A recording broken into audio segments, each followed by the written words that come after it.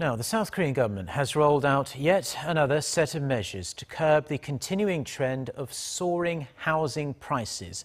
They are the second set of regulations since the Moon administration took the reins of power in mid-May. The government says these measures are aimed at reining in speculative property investments. Let's connect to our Kim Mo-gyun, who has been following this story for us. So Mo-gyun, fill us in on these new guidelines. Mark, just to give you more details, today's meeting was led by Finance Minister and Deputy Prime Minister Kim Dong-yeon as the government pushes to impose harsher guidelines to rein in speculative investments in the housing market.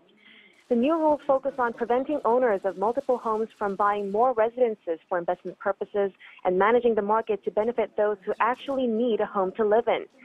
It has also classified several affluent districts in southern Seoul and Sejong City as speculation zones or excessive speculation zones, making them subject to far tougher tax and financial regulations and state scrutiny.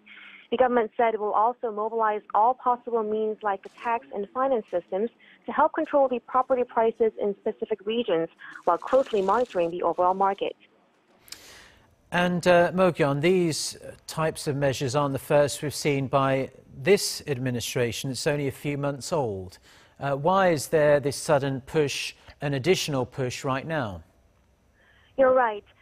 As you mentioned earlier, this is the second set of measures by the Moon administration, and today's announcement is largely because the government felt the need to tighten the leash even further as it was unable to see the desired effect from the previous property market guidelines unveiled in June.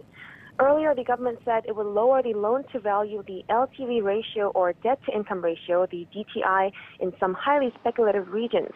But with the housing prices continuing to rise, even after the announcement, there was a call for additional, more comprehensive measures this time.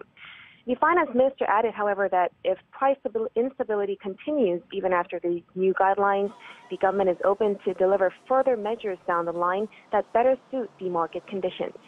Back to you, Mark.